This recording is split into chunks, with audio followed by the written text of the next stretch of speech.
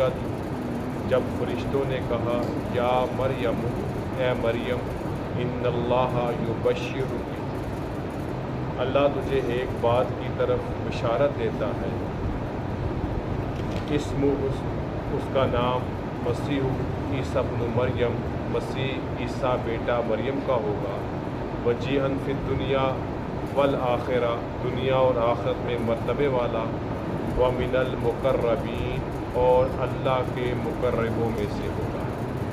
इस आयत मुबारका के हवाले से कुछ वजाहत पिछले दरस में भी हुई थी। इसी बात को आगे बढ़ाते हुए जब हज़रत मरियम बैतुल मुक़द्दस में वक्फ़ कर दी गई और वो वहाँ पर इबादत और रियाज़त में मसरूफ़ रहती थी, तो अल्लाह के फ़रिश्ते हज़रत मरियम के पास हाज़िर हुए और उनको एक बात की बिशारत दी, फ़ी कालिमतिन मिन, एक बात की उनको बिशारत दी।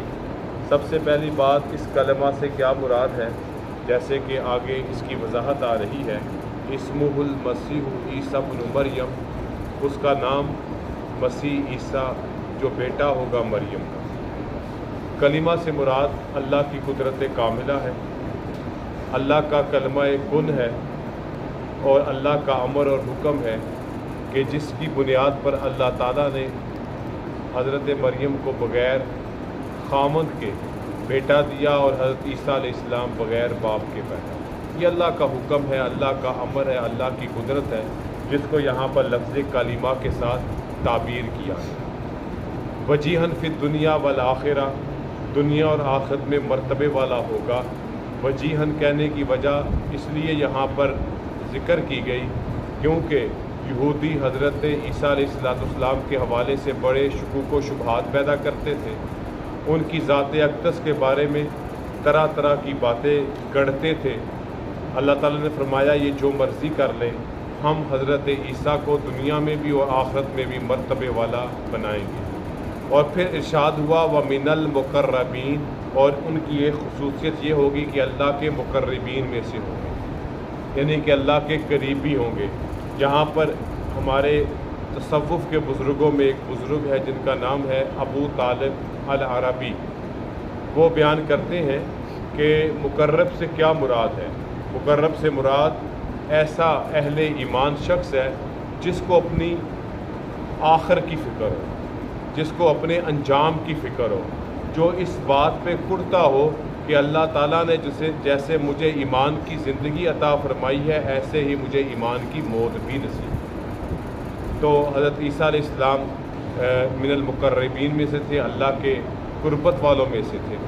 अब वही फ़रिश्ते हज़रत ईसा अलैहिस्सलाम की खूबियों में से खूबी बयान करते हैं, व युकल्लिमुन्नास फ़िल महदी व कहलन व मिनस सालिहीन, जबकि वो माँ की गोद में होंगे तब भी लोगों से बातें करेंगे, जब वो उदेड़ उम्र के होंगे तब भी वो लोगों से कलाम करेंगे, व मिनस सालिहीन, और उनका एक और मुकाम और मर्तबा ये होगा कि वो अहले तकवा में से, नेक लोगों में से।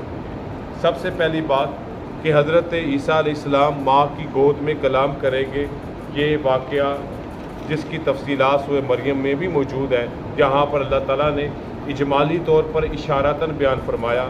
जब हज़रत मरियम हज़रत ईसा अलैहिस्सलाम को अपने हुजरे से बाहर लेके आएंगी तो लोग तरह तरह के सवालात करेंगे और उन पर तानाज़नी करेंगे, उन पर इल्ज़ाम लगाएंगे।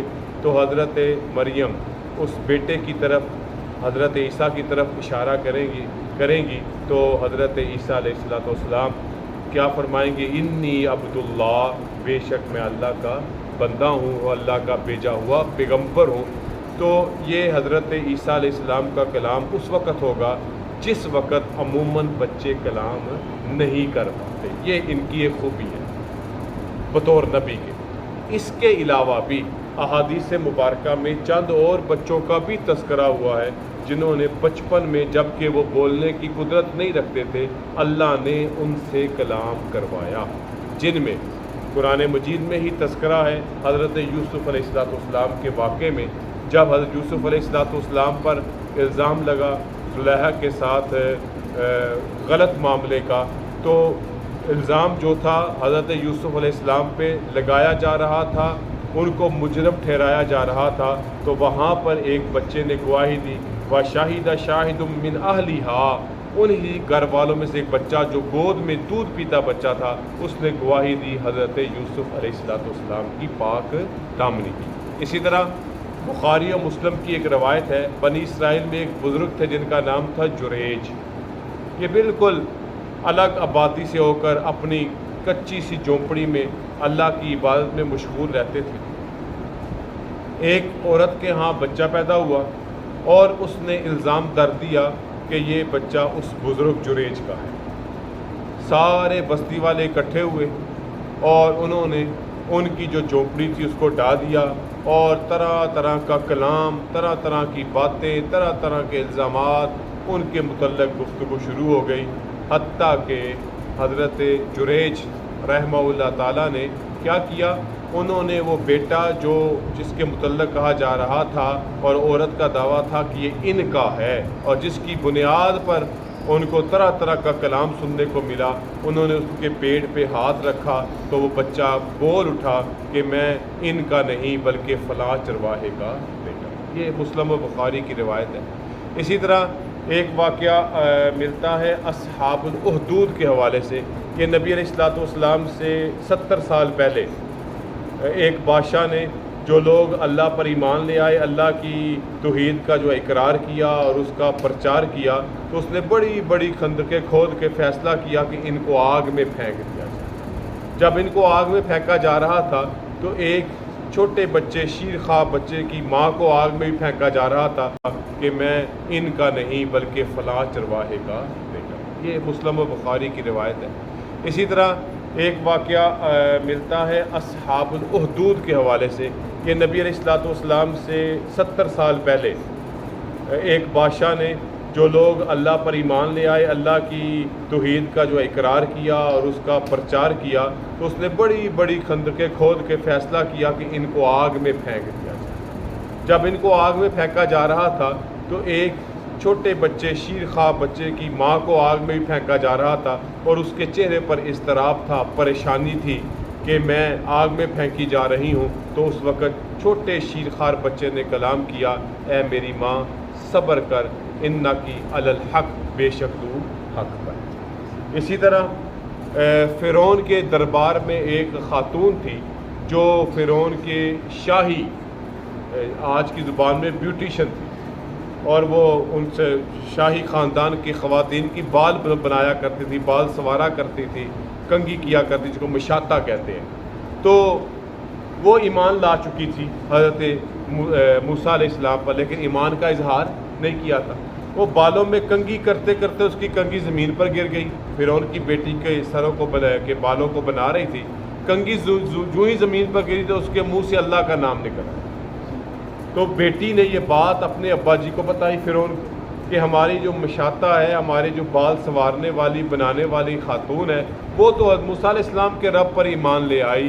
تو کیا کیا گیا، فرعون نے ایک بڑی سی جو ہے نا وہ تیار کیا، ایک بڑا سا وہ دیگچہ سا بڑا سا اختیار کیا، اور اس میں جو ہے نا اس خاندان والوں کو جلا دیا، حتیٰ کہ جب اس کے شیر خوار بچے کو اس میں دیگ میں پھینکا گیا جلانے کے لیے، تو ماں بڑی مضطرب ہوئی، بڑی پریشان ہوئی کہ میرا شیر خوار چھوٹا سا بچہ جس کا کوئی قصور بھی نہیں، اس کو بھی اس آگ کا ایندھن بنایا جا رہا ہے۔ تو بچہ وہاں سے پکار اٹھا، اماں جی آپ کو جو آگ نظر آ رہی ہے وہ آگ نہیں ہے، وہ دراصل ہمارے لیے تو وہ پھول ہے اور بڑی وہ راحت کی جگہ ہے۔ یہ بھی ایک چھوٹا بچہ جو بول پڑا۔ اسی طرح بنی اسرائیل میں ایک واقعہ ہے جس کو بھی نبی علیہ السلام نے بیان کیا، اور مسلم میں روایت موجود ہے کہ جس وقت ایک ماں بازار میں بیٹھی اپنے بچے کو دودھ پلا رہی تھی، وہاں سے ایک عورت گزری جس کو لوگ مار رہے تھے، اس کے ساتھ جو ہے وہ ظلم کیا جا رہا تھا، مار پیٹ رہے تھے۔ تو جب ماں نے اس عورت کی یہ حالت دیکھی تو کہا، اور اپنے بچے کے حوالے سے دعا کی، اے اللہ تو میرے بچے کو اس طرح کا ذلیل نہ کرنا۔ بچے نے دودھ چھوڑا اور پکار اٹھا، اے اللہ مجھے تو اس جیسا ہی کر۔ تھوڑی دیر بعد وہاں پر بڑی زبردست قسم کی سواری جاہ و جلال ایک شخص گزرا جو بڑا مال اور مرتبہ اور اثر و رسوخ والا تھا، بہترین کپڑے بہترین سواری پہ گزرا۔ تو ماں نے کہا میرے بچے کو اس طرح کا کر دے، تو اس بچے نے پھر شیر خواری کی حالت میں یہ کہا کہ اللہ تو مجھے اس میں سے نہ کر۔ پہلی خاتون پر جھوٹا الزام تھا اور وہ نیک خاتون تھی، دوسرا شخص بدکار تھا لیکن اس کے پاس مال و دولت تھی۔ تو یہ چند واقعات ہیں جو بچپن میں بچے جب کہ قدرت نہیں رکھتے بولنے کے، اللہ نے ان سے بلوایا۔ لیکن حضرت عیسیٰ علیہ السلام کا بولنا اور باقیوں کے بولنے میں فرق ہے۔ حضرت عیسیٰ علیہ السلام صرف اس مرتبہ نہیں بولے، وہ بچپن ہی سے حکمت کی باتیں کیا کرتے، یعنی آپ کہہ سکتے ہیں کہ حکمت کا کلام بچپن سے ہی، کہ جب بچے جس عمر میں عموماً نہیں بولتے، یہ حضرت عیسیٰ علیہ السلام کی پہچان تھا۔ جب کہ باقی بچے بولے تو ایک ایک مرتبہ بولے، لیکن حضرت عیسیٰ علیہ السلام عموماً اس طرح کا کلام لوگوں سے کیا کرتے تھے، کیونکہ یہ نبی حضرت عیسیٰ علیہ السلام کی خصوصیت ہے۔ اب یہاں پہ ایک لفظ آیا کہلم، کہ یہ ادیر عمر میں بھی بولیں گے۔ حضرت عیسیٰ علیہ السلام کو آسمانوں کی طرف اٹھایا گیا جب ان کی عمر 33 سال، اور کہل کی عمر بالاتفاق 40 سال کی عمر سے شروع ہوتی ہے۔ تو پھر تو یہ اللہ کی آیت کا مصداق نہیں بنیں گے حضرت عیسیٰ کہ کب وہ بولیں گے ادیڑ عمر میں، عمر کہولت میں۔ تو یہاں پر مفسرین نے یہ بات بیان کی ہے، بلکہ یہ بات واضح ہے اور 100 سے زیادہ احادیث موجود ہیں کہ حضرت عیسیٰ علیہ السلام کو اللہ تعالیٰ نے قوم یہود سے محفوظ کر کر آسمانوں پہ اٹھا لیا، اور وہ دوسرے آسمان پر قیام پذیر ہے۔ اور جب نبی علیہ السلام معراج پہ تشریف لے گئے تھے تو ان کی دوسرے آسمان پر حضرت عیسیٰ علیہ السلام سے ملاقات بھی نبی علیہ السلام نے بیان فرمائی ہوئی ہے۔ اللہ تعالیٰ ان کو دوبارہ دنیا میں بھیجیں گے اور ایک زندگی گزاریں گے، شادی کریں گے، ان کی اولاد ہوگی، اور وہ کہلن وہ عمر 40 سال ہوگی جب وہ دوبارہ لوگوں سے کلام بھی کریں گے۔ اور یہ ہمارا اہل سنت والجماعت کا اسی طرح کا عقیدہ ہے کہ حضرت عیسیٰ علیہ السلام دنیا میں دوبارہ تشریف لائیں گے، وَمِنَ الصَّالِحِينَ، اور وہ نیکوں میں سے ہوں گے۔ پھر حضرت مریم نے جب یہ کلام سنا فرشتوں کا تو جواباً انہوں نے فرمایا، قالت، مریم علیہ السلام نے کہا، ربی انا یکون لی ولد، میرے لیے بچہ کیسے ہو سکتا ہے، بیٹا کیسے ہو سکتا ہے، وَلَمْ يَمْسَسْنِي بشر، مجھے تو کسی آدمی نے ہاتھ نہیں لگایا، میں تو اس طرح کی نہیں ہوں، مجھے کسی نے چھوا نہیں، یہ کیسے ممکن ہے؟ تو قال کذالک اللہ یخلق ما یشاء، فرمایا گیا اللہ ایسے ہی جیسے چاہتا ہے پیدا کرتا ہے۔ اللہ تعالیٰ نے انسانوں کی تخلیق کے 4 طریقے رکھے۔ پہلے آدم علیہ السلام کی تخلیق ہوئی بغیر ماں باپ کے، حضرت حوا کی تخلیق ہوئی بغیر عورت کے، حضرت آدم کی پسلی سے پیدا ہوئی، اور حضرت عیسیٰ علیہ السلام کی پیدائش ہوئی بغیر باپ کے۔ باقی جو ہم سب کی پیدائش ہے وہ ایک ماں باپ کے نتیجے میں ہوئی۔ تو اللہ تعالیٰ نے یہاں پر بتایا کہ میں جیسے چاہوں اپنی قدرت کاملہ سے انسان کو پیدا کر سکتا ہوں، اور یہی فرمایا کذالک اللہ، اسی طرح اللہ جو چاہتا ہے وہ پیدا کرتا ہے۔ اذا قضا امرا، جب وہ کسی کام کا ارادہ کرتا ہے، فانما یقول له کن فیکون، بس وہ جو کہتا ہے وہ کن ہو جا، فیکون، بس ہو جاتا ہے۔ اللہ اسباب کا محتاج نہیں ہے، اس کے لیے کلمہ کن ہی کافی ہے، وہ کہہ دے کن ہو جا فیکون، بس وہ ہو جاتا ہے۔ اور پھر آگے اللہ رب العزت ارشاد فرماتے ہیں ان کی خوبیوں میں سے یہ خوبی بھی ہوگی، وَيُعَلِّمُهُ الْكِتَابَ وَالْحِكْمَةَ، اور اس کو کتاب سکھائے گا اور دانش عطا فرمائے گا، یعنی اللہ رب العزت، وَالتَّوْرَاةَ وَالْإِنْجِيلَ، اور ان کو تورات اور انجیل بھی سکھائی جائے گی۔ حضرت عیسیٰ علیہ السلام جب دنیا میں مبعوث ہوئے تو اس سے پہلے تورات بطور کتاب، بطور قانون اور دستور تھا، اللہ تعالیٰ نے ان کو وہ بھی سکھلائی۔ انجیل ان پہ نازل ہوئی۔ اب رہی بات کتاب اور حکمت سے کیا مراد ہے؟ قرآن مجید میں عموماً جہاں پہ لفظ کتاب آیا ہے اس سے مراد قرآن مجید، اور جہاں پہ لفظ حکمت آیا ہے وہاں سے مراد سنت رسول ہے۔ اب اس سے کیا مراد ہے کہ حضرت عیسیٰ علیہ السلام قرآن مجید کی تعلیم اور نبی علیہ السلام کی سنت مبارکہ کی تعلیم کیسے حاصل کریں؟ تو مفسرین نے یہاں پہ یہ بیان کیا، یہ اشارہ ہے اس بات کی طرف کہ حضرت عیسیٰ علیہ السلام جہاں تورات کے عالم ہوں گے، انجیل ان پہ نازل ہوگی، اور اسی طرح جب دنیا میں دوبارہ تشریف لائیں گے اس وقت نہ تورات کا حکم چلے گا نہ انجیل کا حکم چلے گا، تو صرف اور صرف اللہ کی کتاب قرآن کا حکم چلے گا اور نبی علیہ السلام کی سنت کا نظام چلے گا۔ وَيُعَلِّمُهُ الْكِتَابَ وَالْحِكْمَةَ، تو جب وہ حضرت عیسیٰ علیہ السلام دوبارہ دنیا میں آئیں گے تو وہ دنیا میں فیصلے نہ تورات کے مطابق کریں گے نہ انجیل کے مطابق کریں گے، وہ کریں گے تو اللہ کی کتاب قرآن اور نبی علیہ السلام کی سنت مبارکہ کے مطابق کریں گے۔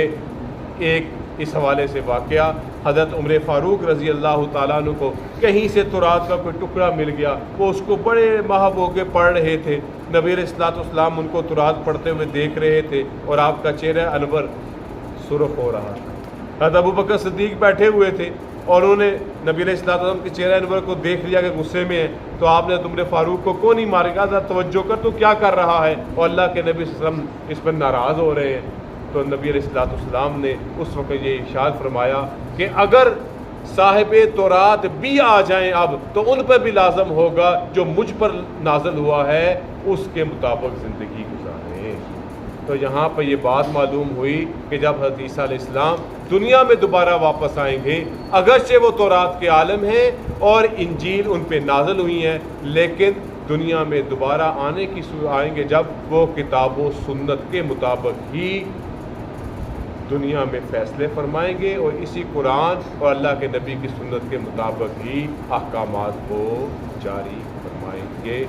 سلسلہ حضرت عیسیٰ علیہ السلام کا جاری ہے۔ اللہ تعالیٰ صحت اور زندگی سلامتی عطا فرمائے۔ انشاءاللہ آئندہ درس قرآن میں مزید وضاحت۔ وآخر دعوانا الحمدللہ رب العالمین، الحمدللہ رب العالمین والصلاة والسلام علی رسولہ الکریم۔ ربنا آتنا فی الدنیا حسنۃ وفی الآخرۃ حسنۃ وقنا عذاب النار۔ ربنا اغفر لنا وارحمنا وانت مولانا فانصرنا على القوم الكافرين۔ اللهم انا نسألك العفو والعافية في الدين والدنيا والآخرة، وصلى الله تعالى على خير خلقه محمد وعلى آله وصحبه برحمتك يا